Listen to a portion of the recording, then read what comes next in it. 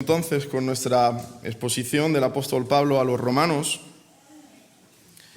y en esta mañana nos vamos a dirigir de nuevo al capítulo 8 de esta preciosa epístola, donde el apóstol nos ayuda a seguir meditando sobre la obra del Espíritu Santo en nuestras vidas. Y recuerda que Pablo acababa de dejar claro, sobre todo para los que venís de fuera, ¿no? Aunque nos sirve, yo creo que a todos, ¿no? Refrescar al menos el último pasaje que estuvimos considerando, los versículos 5 al 11 de este capítulo 8.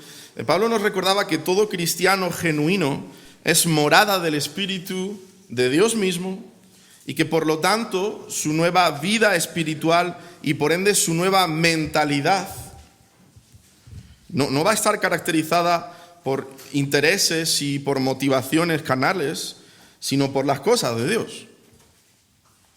Sin embargo, por ahora seguimos teniendo una naturaleza pecaminosa que se opone a nuestro crecimiento espiritual. Mientras esperamos a que nuestros cuerpos sean vivificados, recuerda las palabras del apóstol en el versículo 11, debemos batallar activamente contra los deseos pecaminosos que esta antigua naturaleza, aunque ya inoperante, pero sigue sutilmente promoviendo en nuestra carne para provocarnos a pecar y por tanto a entristecer a aquel que ahora mora en nuestros corazones, al Espíritu de Dios.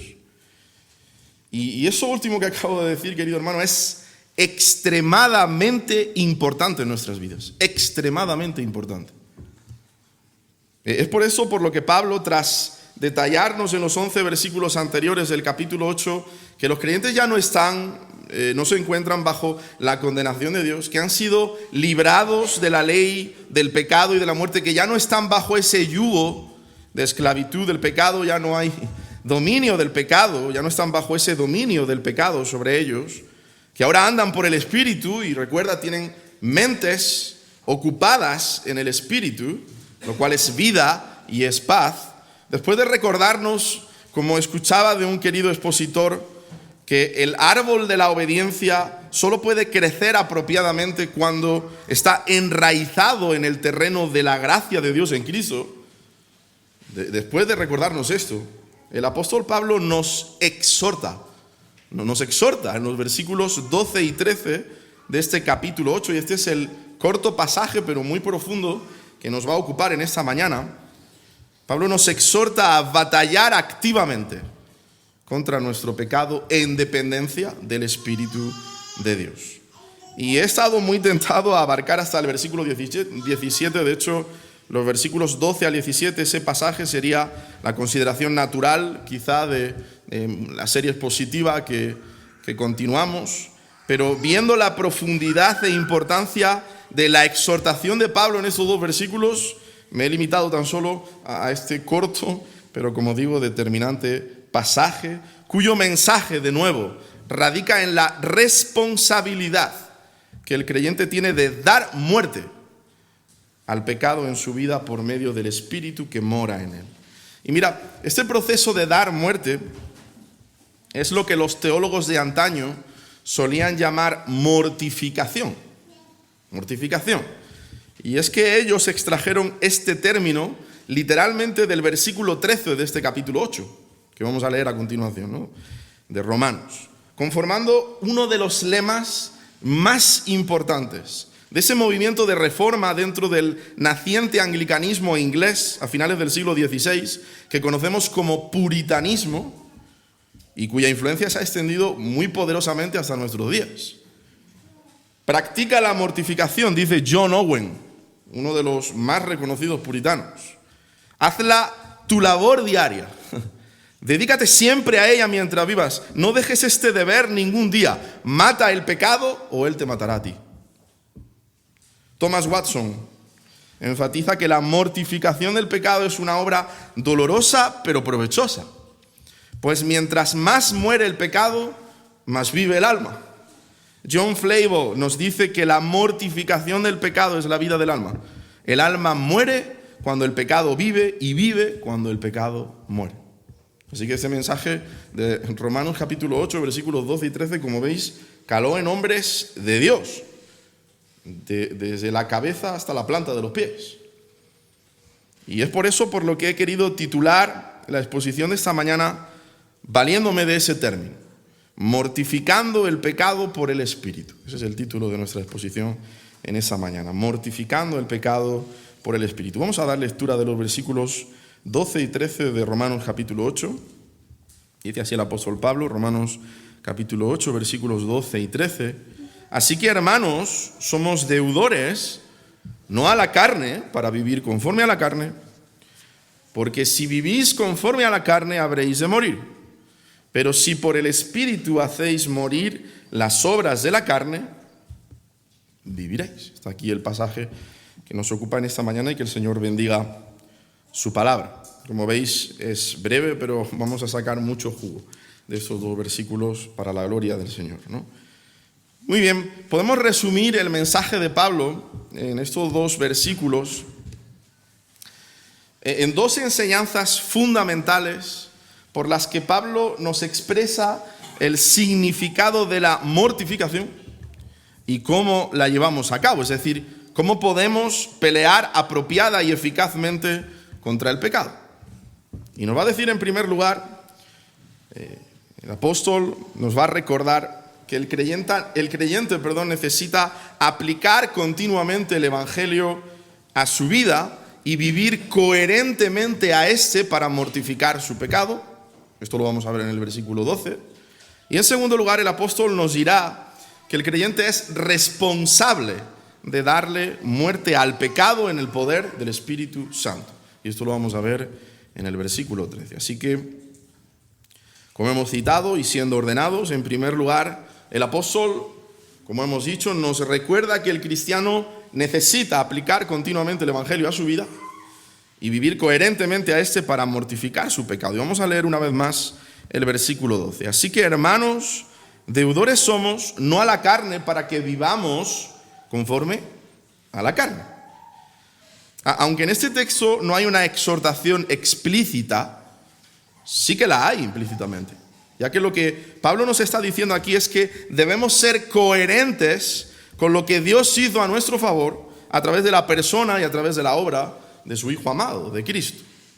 De ahí esa conjunción, así que, con la que Pablo introduce esa declaración del versículo 12. Realmente es como si Pablo nos estuviera recordando todo lo que ha venido diciendo desde el comienzo del capítulo 8.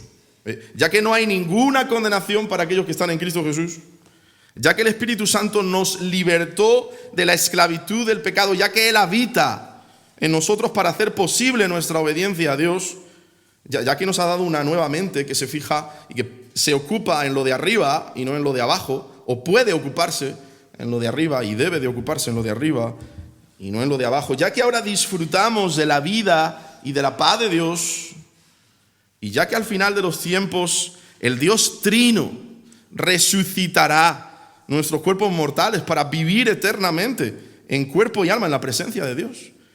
Por todo eso, señores, dice el apóstol Pablo, ustedes no tienen deuda alguna con el pecado para vivir como antes vivían, cuando estaban en la carne. Eso es lo que dice Pablo aquí. Nuestra obligación, o filé, es así como traducimos desde el Koiné el término deuda, que Pablo emplea aquí como un sustantivo plural. Deudores somos. Nuestra deuda, nuestra obligación no es con la carne, es con el Espíritu. Esa es básicamente la idea. Y recuerda que cuando Pablo se refiere a la carne aquí, no se está refiriendo a la piel que recubre nuestros huesos y nuestros músculos. No, Pablo está hablando de ese principio pecaminoso que domina a los incrédulos y que aún reside en el cristiano, como un enemigo permanente que pone resistencia a nuestra obediencia a Dios. Los cristianos no somos carnales, como hemos visto ya, porque ahora el pecado ha dejado de ser nuestro amo, ha dejado de ser nuestro rey. Pero mis hermanos, todavía hay carnalidad en nosotros. Una carnalidad con la que tenemos que batallar diariamente, tenemos que luchar día tras día. Y el hecho de pensar en lo que somos ahora, por la misericordia y la gracia de Dios, nos alienta enormemente a vivir a la altura de lo que somos. Dice Pablo a los Efesios en el capítulo 5, versículo 8, porque en otro tiempo erais tinieblas, mas ahora sois luz en el Señor. Y dice el apóstol Pablo a los Efesios, entonces, andad como hijos de luz. Un comportamiento de reyes para los hijos del rey, ¿no?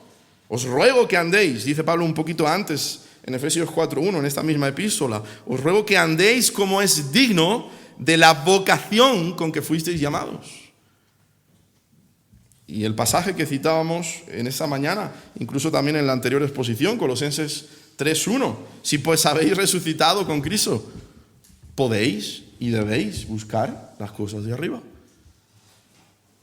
Pablo nos está diciendo, mira, sé coherente, sé lógico, porque el pecado va a hacer todo lo posible por embaucarnos, por convencernos, a través de nuestra autoestima, a través de nuestra autocompasión, a través de nuestras emociones cambiantes, de que confiemos en nosotros mismos en vez de en Dios.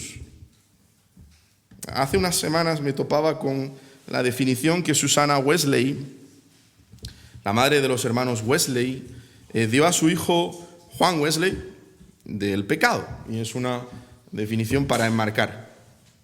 Dice Susana Wesley, pecado es cualquier cosa que debilite tu razonamiento, altere la sensibilidad de tu conciencia, oscurezca tu apreciación de Dios o te quite la pasión por las cosas espirituales. En pocas palabras, cualquier cosa que aumente el poder o la autoridad de la carne sobre tu espíritu, eso para ti se convierte en pecado independientemente de cuán bueno sea en sí mismo. Hermanos, ninguno estamos exentos de esta lógica del pecado.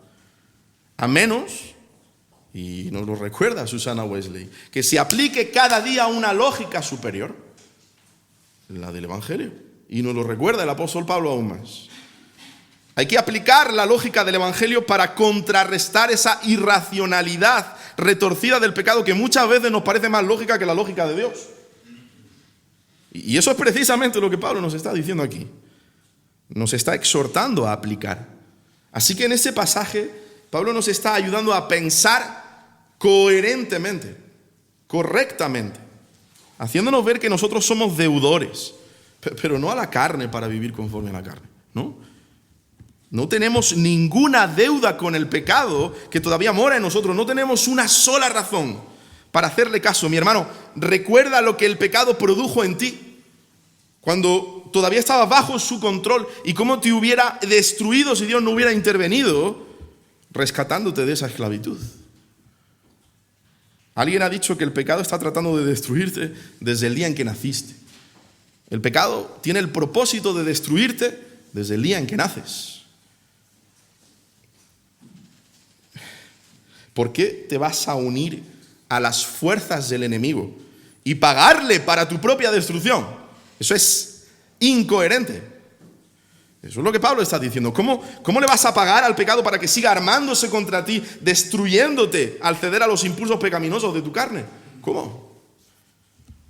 Si alguna deuda de gratitud tenemos, hermanos, es con el Dios Trino que nos atrajo con cuerdas de amor a la cruz del Calvario. Ese Dios que nos unió en Cristo para que su justicia fuera tu justicia. Fueras declarado justo, justificado. Y eso es justo lo que Pablo nos recordaba en Romanos 6, 22 y 23. Mas ahora que habéis sido libertados del pecado y hechos siervos de Dios, tenéis por vuestro fruto la santificación y como fin la vida eterna. Porque la paga del pecado es muerte, mas la dádiva de Dios es vida eterna en Cristo Jesús, Señor nuestro. En vez de darnos el miserable salario que merecíamos por nuestros pecados, la paga del pecado es la muerte. El Señor nos regaló, es una dádiva de Dios, es un regalo, la vida eterna a través de la muerte de su Hijo. Consecuentemente, dice Pablo, ahora tenemos como fruto la santificación y como fin la vida eterna.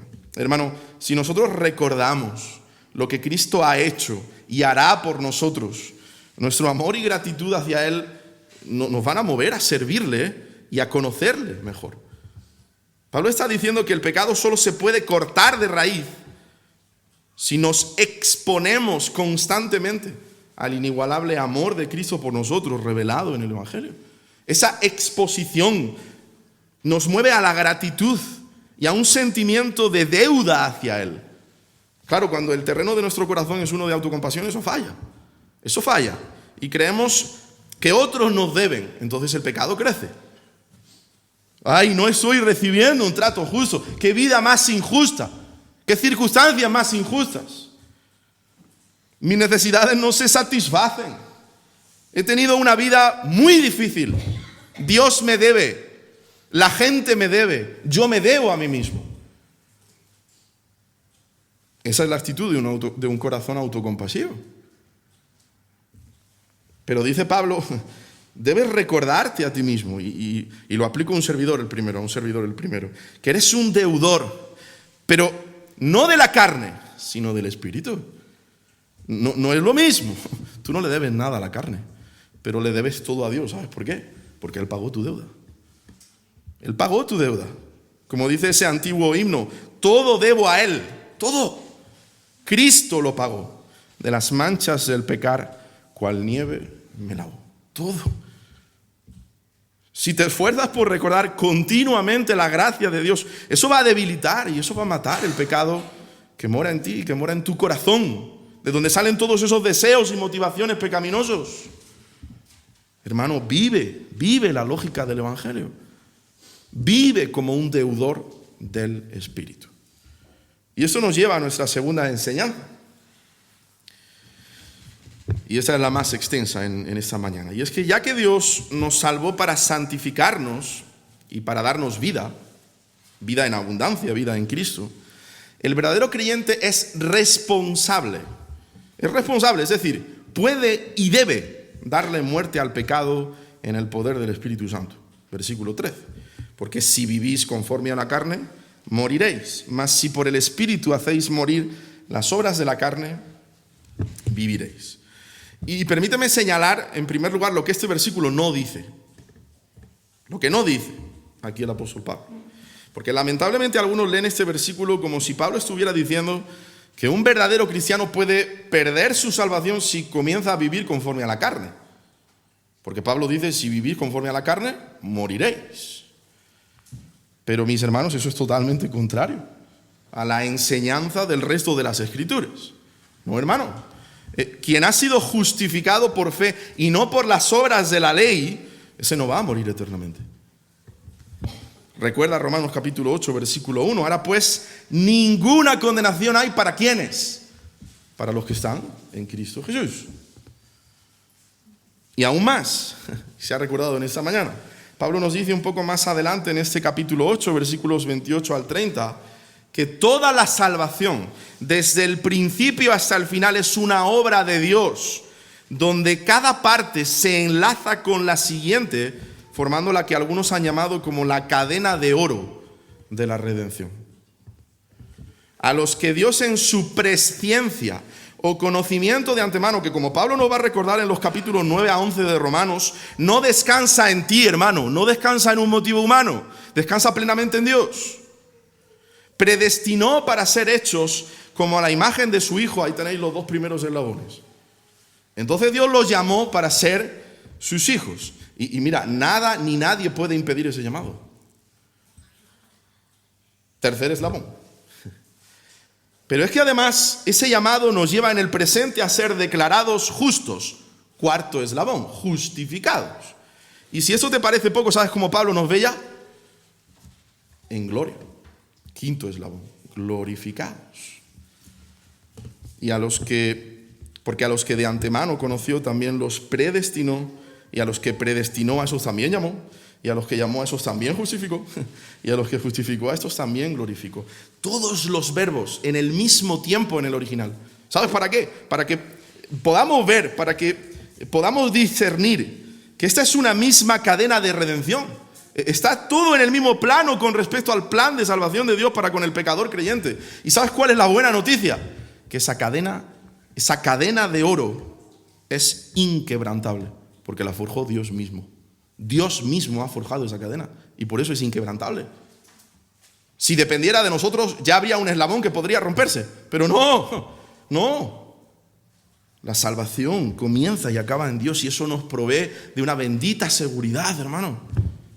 Esas son las bases soteriológicas, las bases de nuestra salvación, incluso del evangelio que predicamos. Ahora bien, teniendo este concepto doctrinal claro, si una persona vive controlada por su carne, siguiendo cuesta abajo y sin frenos, los deseos y ambiciones de su naturaleza pecaminosa, que no es otra cosa que un deseo de buscar gloria para nosotros y hacer nuestra voluntad, entonces no cuenta con esta bendita seguridad. Se está engañando a sí misma si cree que es cristiana y que va camino al cielo. Y eso sí que es lo que Pablo está diciendo aquí, Eso es lo que Pablo está diciendo al comienzo del versículo 13, porque si vivís conforme a la carne, moriréis.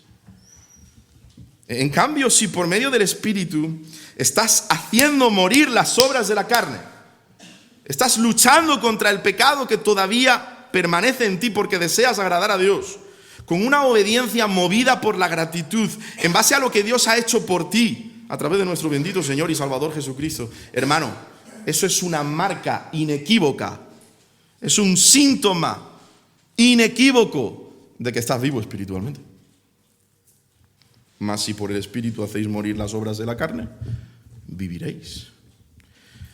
John Stott lo expresa de una manera muy llamativa.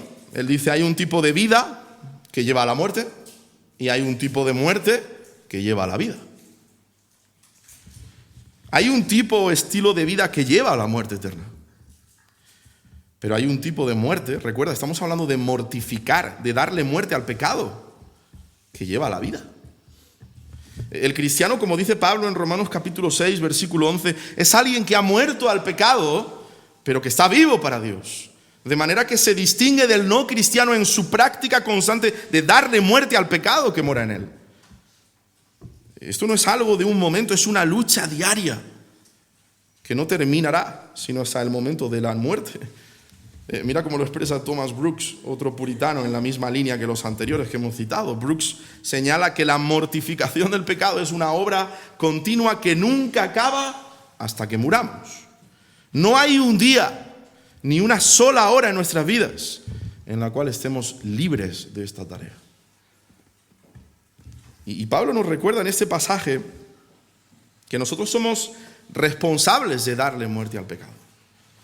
Esa es nuestra responsabilidad, darle muerte al pecado, que no es otra cosa que repudiar al pecado. Resistir al pecado con toda la fuerza de nuestro ser desde el mismo momento en el que percibimos su intención de seducirnos. Esto es algo que nadie va a hacer por nosotros, hermano. Somos tú y yo los que debemos de darle muerte al pecado. Por eso Pablo no dice, deja que el Espíritu le dé muerte al pecado. No. Lo que él dice es, dale muerte a tu pecado por el poder del Espíritu. Por medio del Espíritu. De hecho, Pablo emplea el vocablo zanató, dar muerte, en una voz activa y en la segunda persona del plural para enfatizar esto mismo. Vosotros, sois vosotros los que tenéis que dar muerte activamente al pecado. Nosotros somos responsables de hacer eso, hermano. Nosotros somos responsables. Como escuchaba de un querido expositor, él decía, tú y yo somos los verdugos que debemos de llevar al pecado al pabellón de fusilamiento. Tú y yo. Eso debemos hacerlo tú y yo. Escucha la advertencia de Jesús en Mateo capítulo 5, versículo 29. Por tanto, si tu ojo derecho te es ocasión de caer, sácalo y échalo de ti. Pues mejor te es que se pierda uno de tus miembros y que no todo tu cuerpo, y no que todo tu cuerpo sea echado al infierno. Si tu ojo derecho te es ocasión de caer, sácatelo. No esperes a que te lo saquen. Sácatelo y échalo de ti. ¿Ves la conexión entre lo que estamos diciendo y las palabras del Señor Jesús? Jesús está hablando de la resistencia al pecado. Mejor es que se pierda uno de tus miembros, sino que todo tu cuerpo sea echado en el infierno. Así como cortando una mano o sacando un ojo, se pierde el poder de obrar y el poder de ver. El Señor nos da a entender que debemos atacar la raíz del mal. Cortarla de raíz. como también cortar las ocasiones que nos estimulan a practicarlo. Y sabes, este mismo mensaje está presente en toda la Escritura, en toda la Escritura. Job hizo pacto con sus ojos ante Dios. En el capítulo 31 del libro que lleva su mismo nombre. Consciente de los impulsos de su carne para no caer en la lujuria. Fíjate lo que dice Job: hice pacto con mis ojos. ¿Cómo pues había yo de mirar a una virgen? Daniel se propuso en su corazón no contaminarse con la porción de la comida del rey, ni con el vino que él bebía. Y eso no era porque el vino y la comida de Nabucodonosor fueran malos. Posiblemente serían deliciosos, aunque después vemos que no eran tan buenas, no era tan bueno, como las legumbres que Daniel y sus amigos le pidieron al jefe de los eunucos, ¿no? Pero Daniel sabía que entrar en ese juego era cederle campo al enemigo, dejando que Babilonia fuera desdibujando su identidad cada vez más.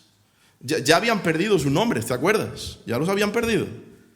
Pero no iban a olvidar el nombre, Hashem, el nombre. No lo iban a olvidar. No iban a olvidar quién era su rey, quién era su señor, y ese no era Nabucodonosor. Así que es tu responsabilidad, hermano, cortar por lo sano con aquello que te hace pecar, hacer pacto con tus ojos. Yo esto me lo he tenido que decir personalmente, y mi esposa lo sabe. Pablo hizo pacto con sus ojos para no pecar delante de Dios.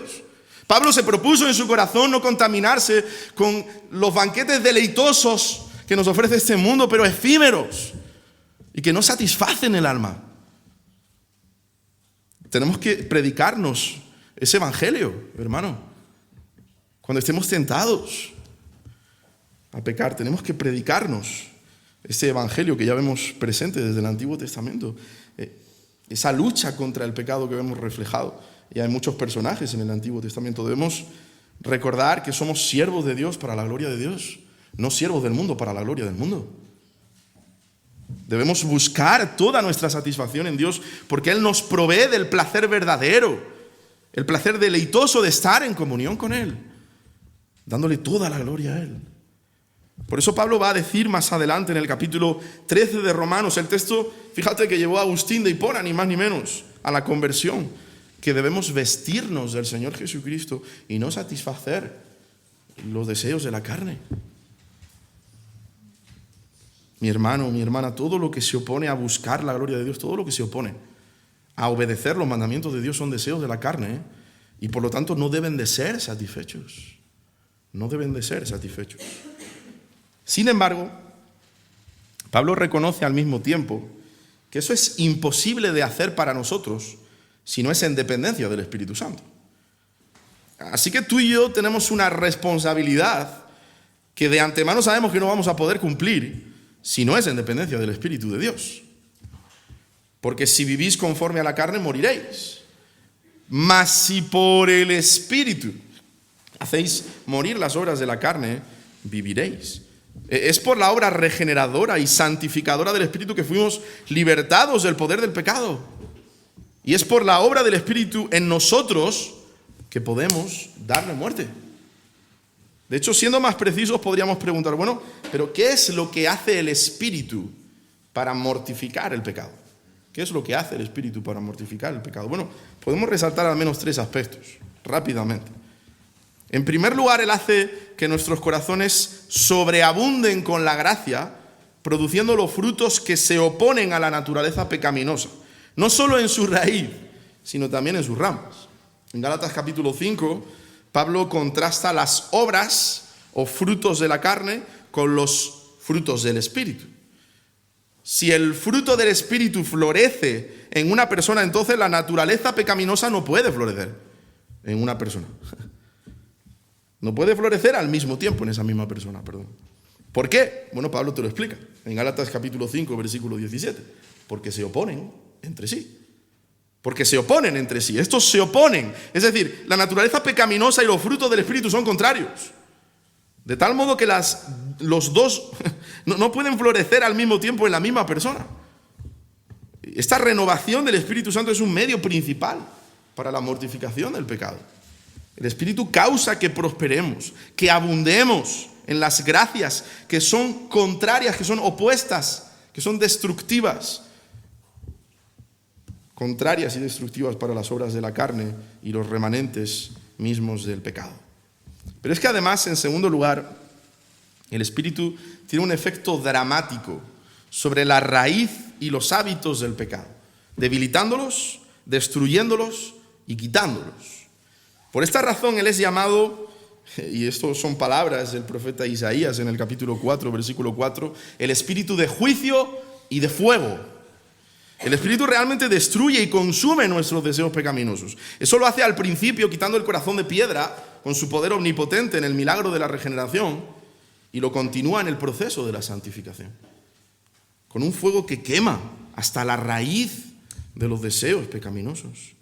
Y finalmente, en tercer lugar, el Espíritu trae la cruz de Cristo al corazón del pecador creyente a través de la fe, dándonos comunión y una esperanza celestial a través del sufrimiento, muerte y resurrección de Cristo. Esto ya lo vimos en Romanos capítulo 8, versículo 11, recuerda. Pero si el Espíritu de aquel que resucitó a Jesús de entre los muertos habita en vosotros, el mismo que resucitó a Cristo Jesús de entre los muertos también dará vida a vuestros cuerpos mortales por medio de su Espíritu que habita en vosotros.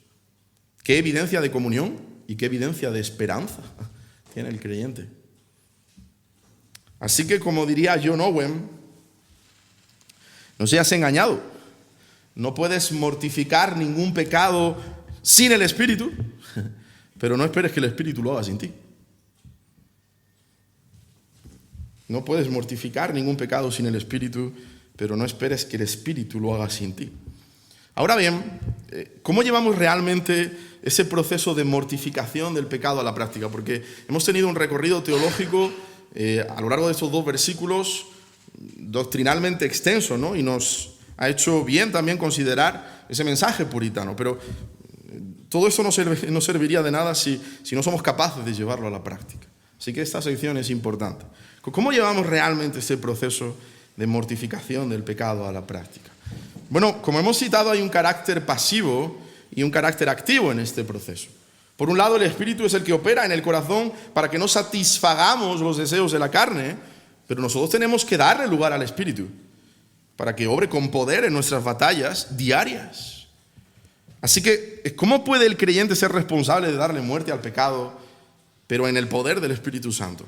¿Cómo funciona esa sinergia entre mi responsabilidad y el Espíritu? Bueno, en primer lugar, reconociendo la presencia del pecado y del Espíritu Santo en nuestras vidas. ¿Y eso qué quiere decir?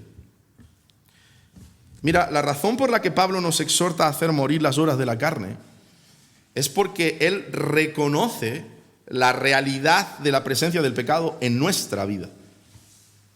Mi hermano, nunca llegará el momento en tu vida cristiana que puedas bajar la guardia en esta guerra.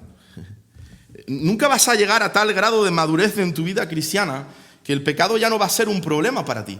Y otra vez, cito aquí a John Owen, que tan amplio y sabiamente habló de este tema. El pecado nunca está menos quieto que cuando parece estar más quieto. Y sus aguas son más profundas cuando parecen más mansas. Tú sabes lo que Owen está intentando decirnos aquí a los creyentes en Cristo Jesús. Owen está tratando de advertirnos de que los creyentes que nos sentimos satisfechos, de que ese creyente que se siente totalmente satisfecho con su vida espiritual, que no está percibiendo la guerra del pecado contra él, está en peligro. Está en peligro. No está siendo consciente de la maldad que hay en su propio corazón y va a terminar bajando la guardia tarde o temprano en su lucha contra el pecado. Así que, mi hermano, nunca olvides que el pecado continúa residiendo en ti, pero tampoco olvides que el Espíritu Santo ha venido a hacer morada en ti. Recuerda, hermano, la montaña de granito, ¿te acuerdas? Sobre la que descansan nuestros pies. Esa es la seguridad en el Espíritu, que es el tema central de este capítulo 8 de Romanos. Y es que esa tercera persona de la Trinidad morando en nosotros, y es esta tercera persona de la Trinidad morando en nosotros y efectuando esa obra de consolación y capacitación divinas, la que nos recuerda constantemente las bendiciones de Dios, nos recuerda constantemente los privilegios que tenemos en Dios y que nos ha dado de pura gracia y que nadie nos puede robar. ¿Y sabes para qué lo hace? Para que podamos matar ese pecado que procura impedirnos disfrutar de esos mismos privilegios, de esas mismas bendiciones. Para que cuando el diablo toque a la puerta de nuestra mente o de nuestro corazón, nosotros podamos responder: no, este sitio está ocupado. Este sitio está ocupado. En mi corazón mora el Espíritu Santo y este mismo me recuerda en qué debo pensar. En esto pensad.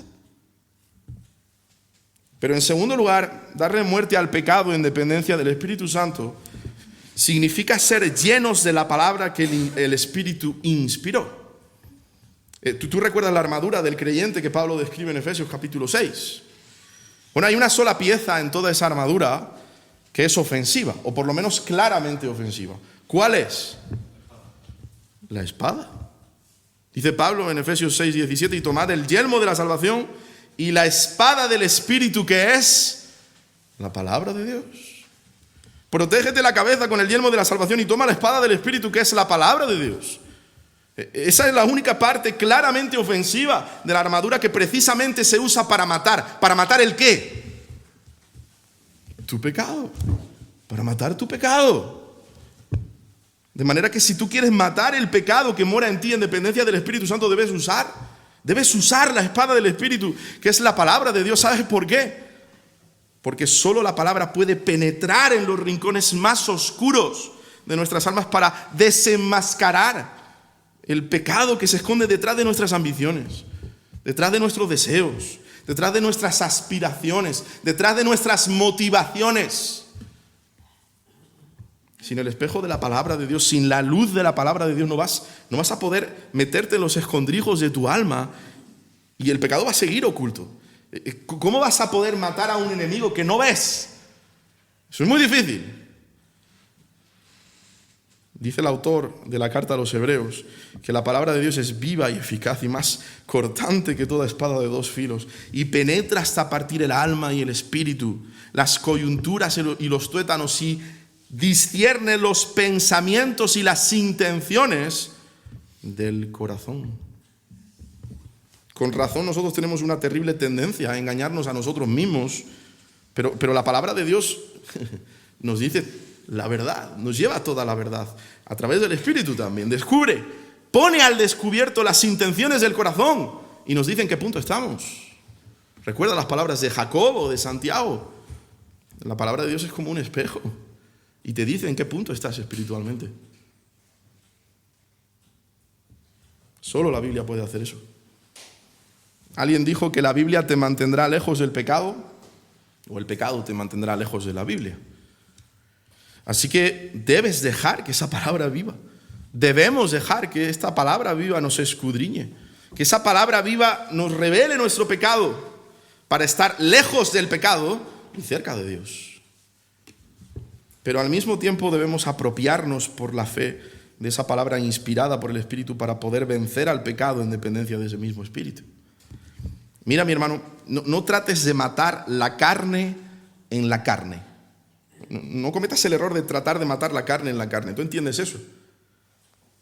Tim Keller lo expresa de una manera, creo que muy clarificadora. Él dice: no trates de luchar con el pecado predicándote mini sermones de la ley. Y es que muchas veces, hermanos, usamos este recurso. Claro, nos decimos cosas como: si hago esto, Dios me va a castigar. Y aplicamos la justicia retributiva de Dios como nos viene en gana.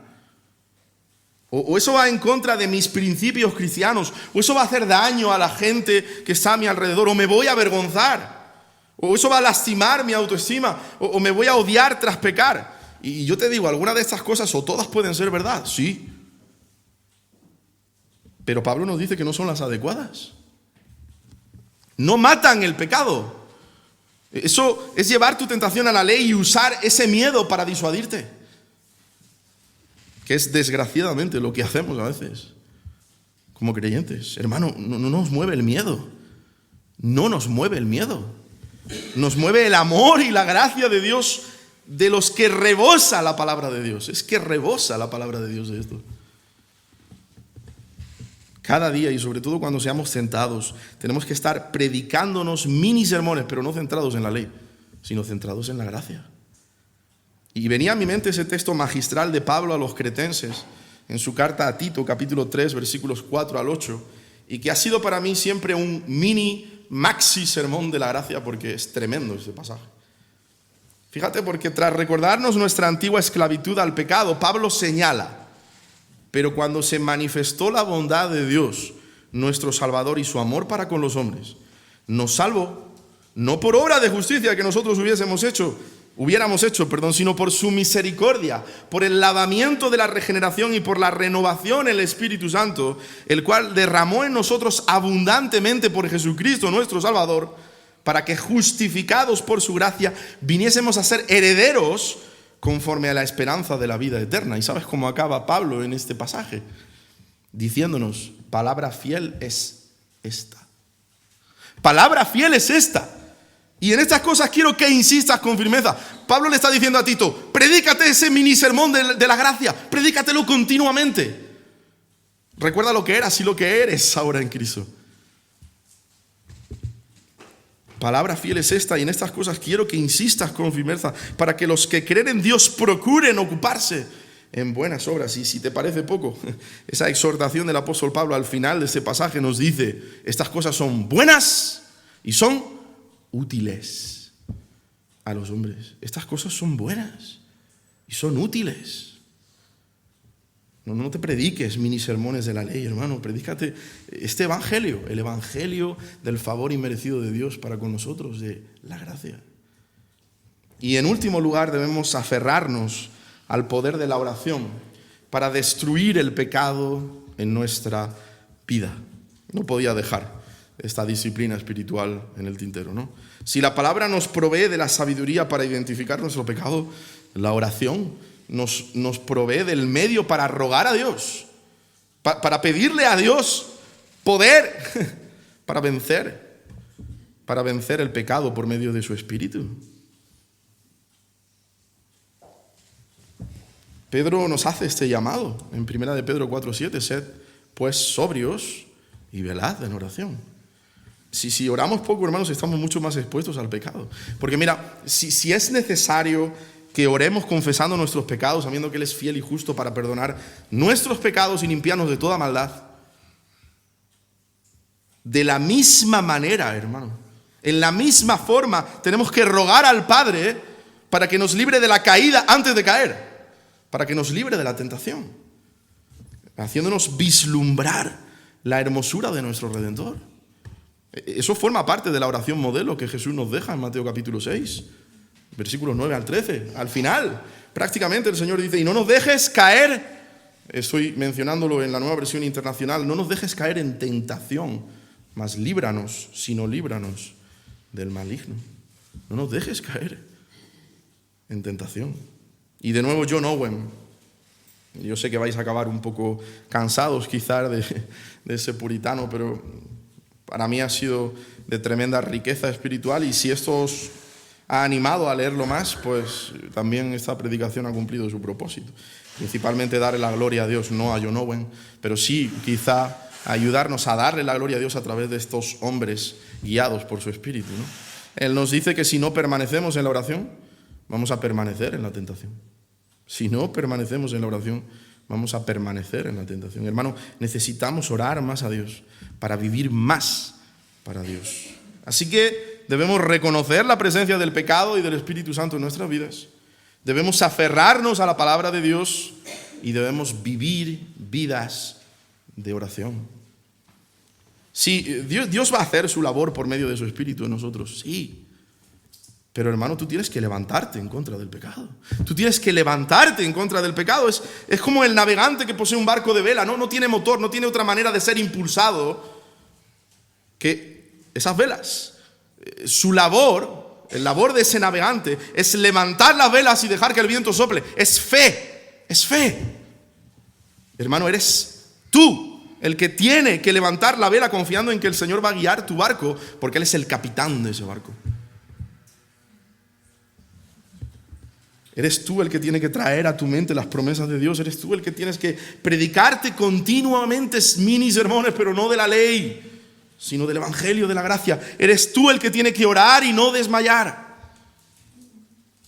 Tal vez estás luchando contra un pecado que te parece tan atractivo, que tu lucha se ha vuelto agónica y has perdido toda esperanza de tener victoria. A veces nos encontramos con huesos duros de roer en nuestra vida espiritual, sí, que arrastramos desde mucho antes. Y yo no estoy hablando aquí de ser tentado. Yo estoy hablando de caer en pecado, porque tentado vamos a ser todos hasta que nos muramos, los creyentes. Quizá estás luchando contra un pecado que te parece tan atractivo que tu lucha se ha vuelto agónica y has perdido toda esperanza de tener victoria. Hay pecados que desaparecen de nuestras vidas en el momento de la conversión, pero hay pecados con los que vamos a luchar hasta el día en el que cerremos nuestros ojos en este mundo o el Señor venga en gloria y gran poder. Bueno, si tú has perdido toda esperanza en vencer ese pecado, mira una vez más lo que Dios te ha concedido en Cristo. Mira una vez más. Alimenta tu corazón de gratitud al ver en su palabra lo que Él ha hecho, hace y hará a favor de su pueblo. Gratuitamente por gracia. Y sobre todas las cosas vuelve a mirar en su palabra, la gloria y hermosura, el valor supremo de nuestro gran Dios y Salvador Jesucristo. Clama a Él, hermano, porque Él te oye. Querido hermano, es solo contemplando el brillo de su gloria que somos transformados de gloria en gloria, en la misma imagen como por el Espíritu del Señor. Solo podemos pelear esta batalla en el poder del Espíritu Santo. Y eso no es otra cosa que descansar por fe en lo que Dios nos ha revelado en su palabra y vivir en continua comunicación con Él. Mi hermano, ¿tú quieres matar el pecado que mora en ti? ¿Tú quieres matar el pecado que mora en ti? Esa pregunta es crucial, porque de no ser así, tú no eres cristiano y vas camino al infierno. Eso es lo que Pablo dice en este pasaje, ¿eh? No es lo que Pablo López Santalla está diciendo. Es lo que Dios dice en su palabra. Si vivís conforme a la carne, habréis de morir. Y Pablo está hablando de la muerte eterna en el infierno, ¿eh? Si tú no quieres matar al pecado, si tú quieres seguir regodeándote en tu pecado, si tú amas tu pecado más de lo que amas a Dios, no te engañes a ti mismo, tú no eres cristiano. Tú no eres cristiano, necesitas venir a Cristo en arrepentimiento y fe, confiando únicamente en Él, confiando únicamente en su obra de redención para el perdón de tus pecados, para obtener de pura gracia el don de la vida eterna en Cristo. Pero si tú eres cristiano, hermano y hermana, si en el fondo de tu corazón anhelas agradar a Dios, si estás en guerra, estás en lucha, si deseas agradar a Dios por medio de tu obediencia, no perfecta, pero sí sincera, mi hermano, levántate. Levántate en el poder del Espíritu Santo. Levántate, confiando en su palabra y rogando continuamente al Padre por medio de Cristo. Y dale muerte al pecado que mora en ti. Resiste al pecado que mora en ti. Cuando seas vencido, porque vamos a ser vencidos, porque voy a ser vencido. Cuando seamos vencidos por alguna tentación, vuelve al trono de la gracia y arrepiéntete de haber ofendido a tu Señor. Y eso no es porque perdiste la salvación y ahora la estás ganando de nuevo. No, recuerda, tú eres el hijo que ha ofendido a su padre y vienes a Él a renovar tu relación de amor con Él. Vuelve al trono de la gracia, arrepiéntete de haber ofendido a tu Señor, confiando únicamente en que si confesamos nuestros pecados, Él es fiel y Él es justo para perdonar nuestros pecados y limpiarnos de toda maldad. Toma de nuevo la espada del Espíritu, que es la palabra de Dios, y aférrate diariamente a la oración. Estas son disciplinas espirituales que nos llevan a ser hombres y mujeres conforme al corazón de Dios. Vuelve al campo de batalla para seguir peleando, sabiendo que estamos del lado del vencedor y que algún día, hermano, algún día esta guerra va a terminar para siempre. Cuando estemos en la bendita presencia de nuestro Dios, contemplando y deleitándonos en su gloria por los siglos de los siglos. tú no vas a tener que luchar más. ¿Qué día será? ¿Qué día será? Concluyo con una oración que, cómo no, nuestro hermano John Owen dejó para nosotros y puede ayudarnos a dar muerte a nuestro pecado y vivir en gozosa obediencia a Cristo. Y así podemos concluir la reunión. Vamos a inclinar nuestras cabezas y haz tuya esta oración, hermano, yo te lo ruego. Padre celestial, lleno de gracia, venimos a ti como pecadores, necesitados y contritos, sin poder propio para hacer morir las acciones del cuerpo. Necesitamos de ti diariamente, que vengas en nuestra ayuda para hacer de nuestra obligación el mortificar el poder del pecado que aún mora en nosotros. Que nunca intentemos mortificarlo en nuestras propias fuerzas, olvidando que sin tu Espíritu nuestros esfuerzos serán en vano. Señor, a través de tu Espíritu, ayúdanos a hacer morir la sutil y astuta fuerza del enemigo. Al despertarnos cada día, danos la fuerza para recordar nuestra tarea de hacer morir el pecado y recordar que el pecado nos matará a nosotros y nosotros no lo hacemos morir a él. Protégenos de nunca claudicar en nuestra batalla con el pecado, sabiendo constantemente que el pecado tomará ventaja. Ayuda a nuestros corazones a abundar en gracia, que fluya de tu Espíritu y destruye la incontenible lujuria por pecar. Danos una vida caracterizada por la mortificación del pecado y danos vida, vigor y consuelo para nuestra vida y para esta batalla. Señor, condúcenos cada día a esforzarnos por tener total obediencia y así debilita el poder del pecado en nuestras vidas. Ayúdanos a conocer los métodos y las ocasiones del éxito del pecado y a luchar y a esforzarnos constantemente por la santidad. Que podamos ser conscientes de la culpa, el peligro y lo malo del pecado, sabiendo que sin ti caemos en una conciencia cauterizada, en dureza de corazón y engañamos a nuestra alma. Señor, permítenos que tu santa ley esté siempre en nuestra mente para que nos pueda guiar y producir temor por ti. Señor, ayúdanos a clamar a ti. Por la gracia de tu Espíritu, implanta humildad que debilite el orgullo, pureza de mente para limpiar lo sucio, mentalidad celestial para contrarrestar el amor a este mundo. Que tu Espíritu produzca que nuestros corazones abunden en gracia y en los frutos que son contrarios a la carne. Consume y exhibe la raíz de nuestro pecado. Trae la cruz de Cristo a nuestro corazón a través de la fe. Porque es solo al contemplar la gracia desplegada en la cruz de Cristo que seremos capaces de experimentar su poder aniquilador, el poder aniquilador del pecado. Te rogamos esto, Padre, en el poderoso nombre de nuestro Señor y Salvador Jesucristo, el que es sobre todo nombre. Amén. A Él sea la gloria en esta mañana.